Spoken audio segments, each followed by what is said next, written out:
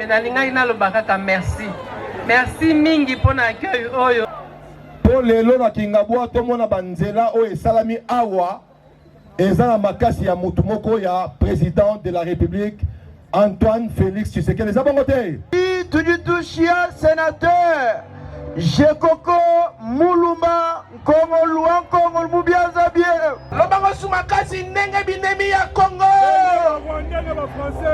Banda kwa ya moko moko. Pour la nation où nous sommes, parce que notre paix, notre sécurité, notre bonheur en dépend. Vous savez, nous n'avons pas de pays. Événement maman Denise na yo ki na terrain wa Zoya. Nde na sepena kutana mama pe na ozonga mbanda kana ibisa ngo na kende kishasa na kutana mama Denise, mama lokumu, masangisi bana, mama malamu. Mama zalaka ndebwe mama malamu.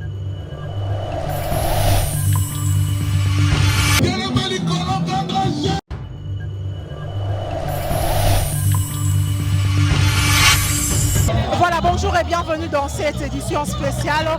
Nous sommes en direct du terrain Waya Waya au quartier Kingabwa dans la commune délimitée. Ici, la classe politique, les églises et la population se sont rassemblés autour du sénateur Gérard Mulumbadi Jekoko pour un grand moment de prière et d'intercession en faveur de la République démocratique du Congo. L'objectif est simple, placer la RDC entre les mains du Christ Jésus pour la paix et pour le développement. Ici, je suis avec mon confrère Paul Senga qui je dis bonjour. Alors bonjour, les images disent tout. Vous voyez derrière moi, Kingabwa a répondu présent aujourd'hui à l'appel lancé par les sénateurs Jérôme Mulumba pour honorer Dieu, pour adorer Dieu, pour remettre entre les mains de Dieu la République démocratique du Congo, mais aussi la gestion du pays. Ils sont venus nombreux de partout. Non seulement Kingabwa, il y a également Lumete, il y a également Baroumou qui a répondu. Voilà. J'ai même interviewé une dame qui a dit qu'elle vient de l'Équateur. Voilà, donc certains ont pris même l'avion pour arriver ici à Kinshasa pour répondre à l'appel du président de la République. C'est une fierté. Kingabwa a reçu aujourd'hui la première dame qui, pour certains, était annoncée non présente, mais Maman Denise a répondu présente. Aujourd'hui, c'est une fierté. Kingabwa est fier de passer ce moment, un moment historique. À Dieu, nous disons merci parce qu'il a choisi Kingabwa pour habiter cet avant-midi. Mais j'estime que ce nombre traduit aujourd'hui la volonté du peuple congolais d'accompagner le chef de l'État et la prise de conscience des Congolais. Alors, il faut le dire, les Congolais sont conscients. Ils savent aujourd'hui que le président Tshisekedi travaille pour le Congo, travaille pour le bien-être du Congo. Donc il est important pour soutenir rien. Il y a un on parle de plus de 500 000 personnes ici présentes. Les stades est refoulé du monde. À l'extérieur, il y a encore beaucoup du monde. C'est une fierté énorme de voir que Kingabwa. Qui accompagné, être derrière qui. Oui. L'ennemi c'est Nanga, l'ennemi c'est Kabila, l'ennemi c'est Paul Kagame, mais c'est toutes ces personnes qui sont loin de Paul Kagame. Donc c'est aujourd'hui une fierté pour nous de savoir que Kingabwa met le président Tshisekedi dans le cœur, mais aussi soutient la première dame. Vous avez vu comment les gens ont chanté à l'honneur du président. Mais tu as un mot pour l'initiateur, le sénateur Gérard? Bon, au sénateur Jérôme Mulumba, je dis merci. Parce que c'est une première à Kingabwa, l'initiative est à saluer. Il faut également saluer la dynamique Sylvie Mulumba qui a aussi mobilisé autour du président de la République, autour du sénateur Jérôme Mulumba. Toutes les personnes qui sont là, ils sont venus parce qu'il y a un homme.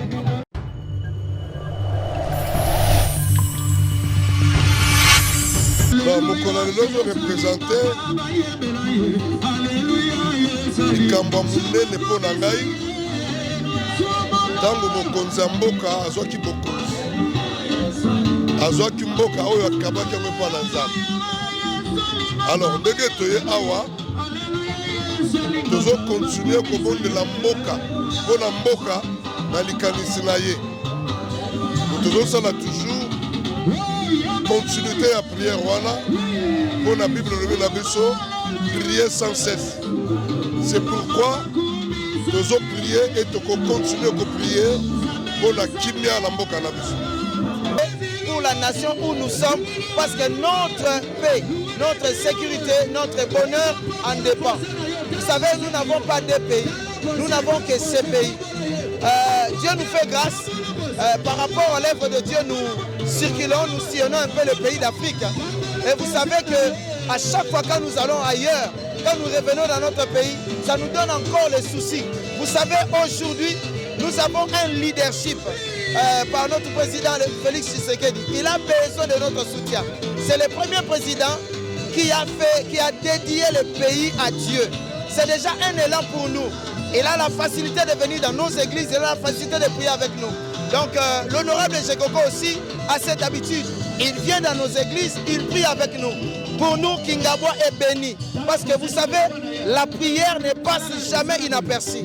Avant la prière, il n'y a rien. Mais après la prière, il y a toujours quelque chose qui se passe.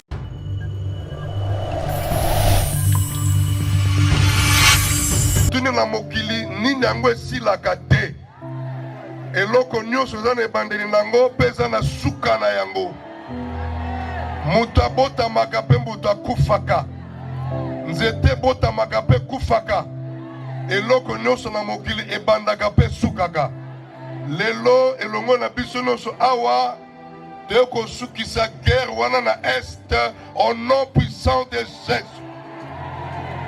Guerre esili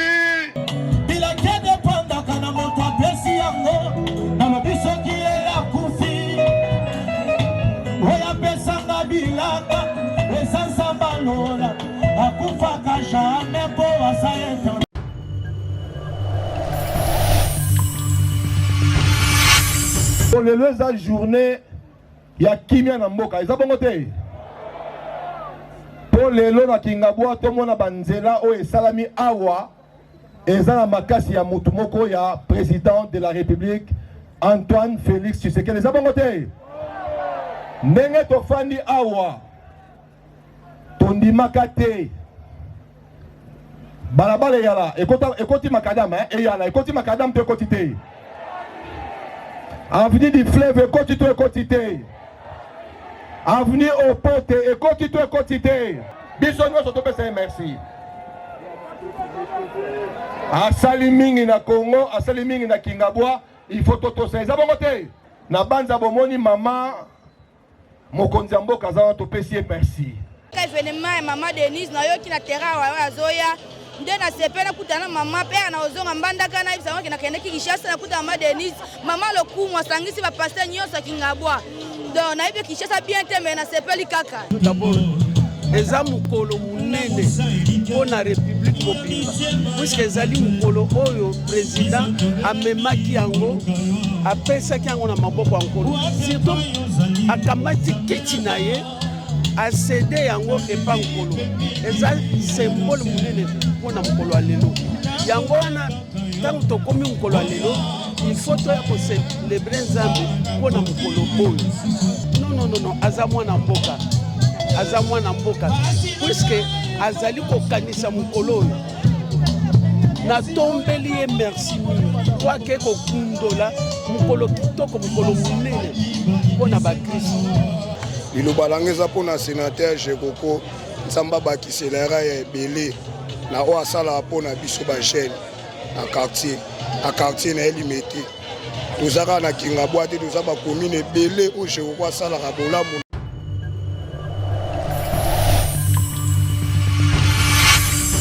Nalingai nalobaka kaka merci mingi mpona accueil oyo. Merci na honorable Jekoko Mulumba ndenga a organisé milulu oyo. En tout cas, na ebité na sepeli makasi.